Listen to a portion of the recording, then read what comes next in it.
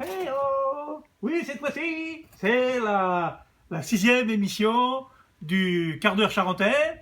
Pierrot gourmand, pas gourmand, mais photographe et gourmand. Et donc là, aujourd'hui, nous allons parler des appareils photo Kodak avec la Kodakette. Yes. Oui, alors pour cette émission-là, l'appareil photo que j'ai choisi aujourd'hui, ça s'appelle le West Pocket. Alors le West Pocket, c'est un appareil de chez Kodak, qui est un appareil qui a servi pendant la guerre, mais la première guerre bien sûr.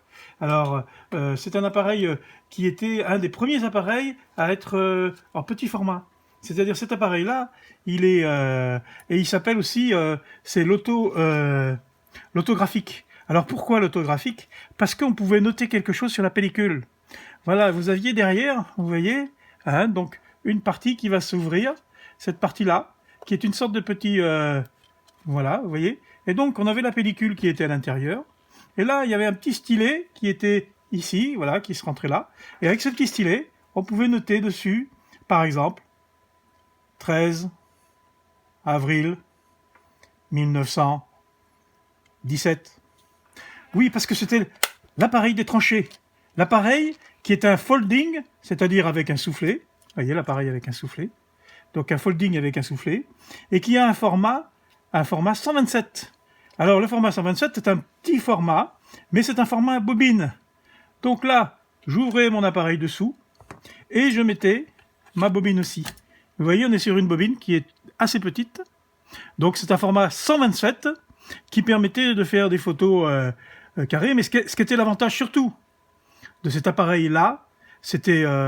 le fait d'avoir un appareil qu'on puisse emmener partout. Et donc c'est ça qui a raconté l'histoire de la Seconde Guerre mondiale.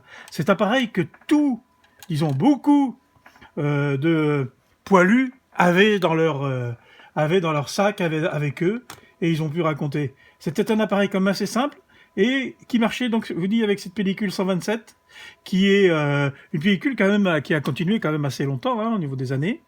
Donc celui-ci, vous voyez, il a ici un obturateur, mais il y a un problème avec l'obturateur. Donc j'essaye de le réparer. Vous voyez, l'obturateur, c'est ce système qui est à l'intérieur ici. Donc j'ai mis un petit peu de vaseline et j'essaye de le faire déclencher, cet obturateur. Donc je vous donne un petit conseil. Voilà, quand on veut débloquer, ou alors après on appelle ça aussi gommer. Gommer, c'est quand l'obturateur est bloqué, eh bien, il faut le faire marcher des centaines de fois. C'est-à-dire, vous le faites marcher, vous le faites marcher, vous le faites marcher, vous le faites marcher, jusqu'à un moment, eh bien, vous voyez, il réagit. Il bouge un petit peu ici, on le voit là, vous voyez, il bouge un petit peu. Donc, et à un certain moment, en mettant un petit peu d'huile de vaseline pour vraiment une huile très très très fine, eh bien, à force de le faire fonctionner, vous voyez, on le voit qu'il commence à bouger. Donc, mais il faut y aller au moins des centaines de fois, parce que comme il est resté longtemps, sans travailler, sans obturer, eh ben, il faut le faire fonctionner pour que, à un certain moment, il se débloque. Alors, vous avez ici le réglage des vitesses. Donc, sur cet appareil-là, on a une vitesse qui va du 50e, 25e de seconde. On va passer par la pause B. Donc la pause B, c'est l'appareil qui reste toujours ouvert, et le temps qu'on appuie sur le déclencheur, il va rester ouvert, hein, c'est-à-dire que vous appuyez sur le déclencheur, il reste ouvert. Donc, et après, vous avez la pause T. La pause T, c'est une pause qui permettait de faire le réglage de la mise au point. C'est-à-dire que vous appuyez dessus, l'appareil restait ouvert, on pouvait régler, et on appuyait dessus pour le fermer. Donc cet appareil a un viseur ici, mais c'est un viseur que l'on peut faire bouger, parce que on pouvait s'en servir dans le sens de la largeur, ou dans le sens de la hauteur. Et donc dans le sens de la hauteur, on a ici un petit pied qui permettait de poser l'appareil photo. Vous voyez? Donc ce West Pocket, fabriqué à Rochester aux États-Unis, qui était l'appareil américain, et on voit derrière que celui-ci, il serait du 6 mai 1913, pardon, je me suis trompé. Alors, il y a toujours des indications, toujours des numéros, hein, sur ces appareils photo. Donc là, on a le système autographique, comme je vous ai montré. Et donc, on va pouvoir ici régler le diaphragme. Regardez bien, le diaphragme, il va bouger. Regardez, il va se fermer. Voilà le diaphragme. Donc le diaphragme, c'est la quantité de lumière qui va rentrer et qui va aller sur le film 127. Donc là, vous voyez, le diaphragme fonctionne. Par contre, l'obturateur est bloqué. Et il faut que j'essaye de le développer en le faisant déclencher, jusqu'à un moment où peut-être il va fonctionner. Et là, donc, il y avait dessus un optique qui est un optique Berthiaud. Berthiaud, c'est un optique français, hein, et Berthiaud Color, qui est un ouverture 6-8. Donc voilà, l'objectif se visse ici sur l'appareil photo.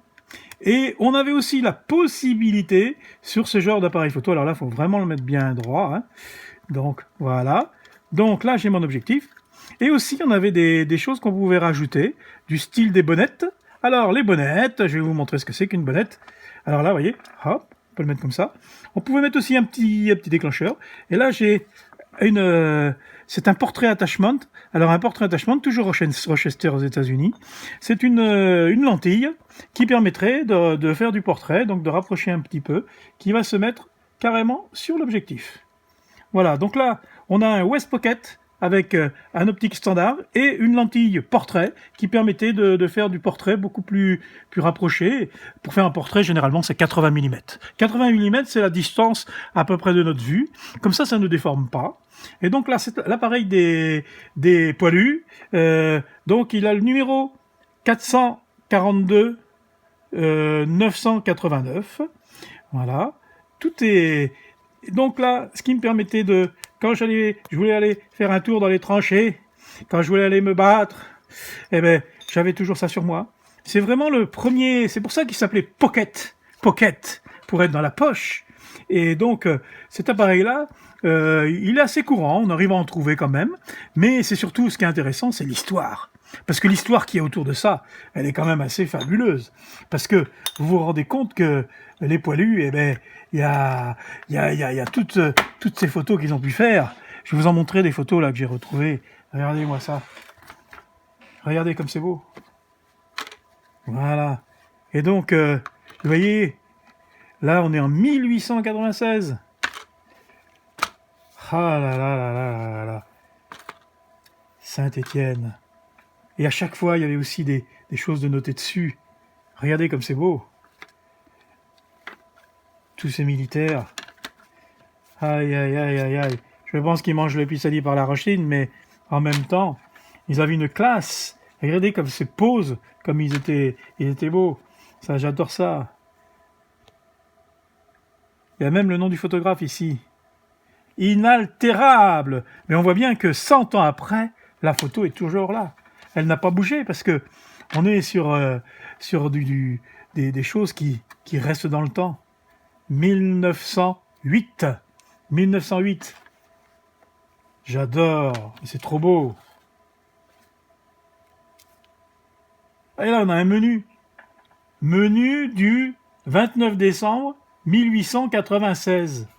Potage, bisque d'écrevisse, filet de sole, sauce mousseline, chevreuil de Saint-Hubert, filet de bœuf à la riche, chaud-froid de perdreau, sorbet de marcassin. Non, au marasquin, pardon. Cœur d'artichaut à la moelle, bécasse rôti, glace, comtesse, Marie, vin. Alors, un Clos Rabelais de 93, mais je ne dis pas de 93, hein, de 1893. Et un Bourgueil de 90. Pas celui de 1900, mais celui d'avant. Et puis un Saint-Étienne, la Chabasse, 70. Et un peu de champagne. Mais parce que c'est vrai que le champagne existait encore. Ah, cette photo, elle est incroyable. 1906. Je crois que c'est en Afghanistan. Voilà ces photos. C'est assez fabuleux. À mon ami, souvenir, affection réciproque pendant les 8 bonnes années, ensemble, au 1er escadron Saint-Étienne, le 2 avril 1903. Waouh! J'adore ce genre de photos parce que c'est toute une histoire. Mais, vous avez vu, là, on a trouvé un petit menu, là. Très intéressant. C'est pour ça qu'on va pouvoir passer à la deuxième partie. La partie dégustation du produit charentais. Le deuxième partie de la 6e émission. Donc là, nous allons faire quelque chose qui s'appelle le surfeur. Le surfeur. Oh, Bryce the Nice. Alors, je vais me servir d'un verre à cognac. Il y a marqué cognac dessus, là, vous voyez bien, hein, cognac. Et vous voyez, en bas, il y a une petite dose ici. Alors cette dose, normalement, c'est la dose de cognac qu'on doit mettre dedans. Et après, on rajoute généralement des choses. C'est-à-dire qu'on peut faire des cocktails avec du cognac, avec du 7-Up, avec du Schweppes, avec du Canada Dry. C'est très bon.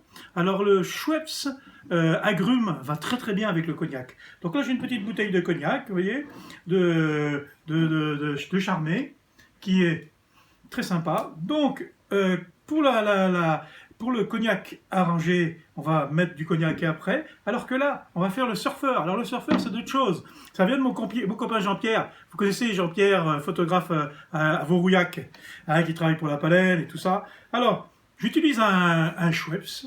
Il faut prendre un Schweppes clair, hein, quelque chose, c'est-à-dire un tonique. Je vais mettre du tonique dans mon verre.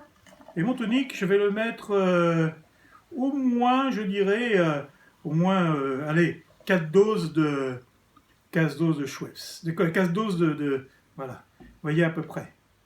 Et donc là, mon Schweppes, il a fort allure, il a beaucoup de bulles, c'est très bien.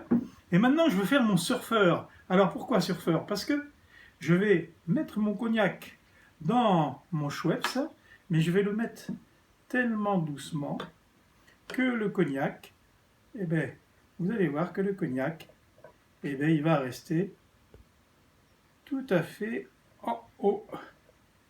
Voilà, il faut y aller tout doucement. Donc là, si vous regardez bien, vous avez le Schweppes qui est là et le cognac qui est ici. Voilà. Donc c'est ça qu'on appelle le surfeur. Donc il y a deux solutions. Ou on le boit directement comme ça, mais si on le boit comme ça, on va attaquer directement le cognac. Hein. C'est un peu costaud. 40 degrés. Alors que on peut bien sûr le mélanger. Et là, alors on peut le mélanger si on veut. Voilà, on voit déjà qu'il commence à se promener dedans. Mais après, on peut le touiller aussi avec une petite touille, une petite cuillère. Et ça vous donne un cognac Schweppes très agréable. Mais ça s'appelle un surfeur parce que il est là, le cognac. Et donc, à l'apéritif, au lieu de prendre un pastis, ben, prenez un surfeur. C'est très sympa. Du Schweppes, du cognac, et vous réalisez un Bryce de Nice de cognac. Voilà. À votre santé. Bon, protégez-vous bien. Encore une bonne dizaine de jours à tenir. Mais soyez sérieux, les amis, comme moi, et dégustez un petit surfeur tous les soirs à l'apéro. Ça fait du bien et ça attaque bien le virus. Dring, santé!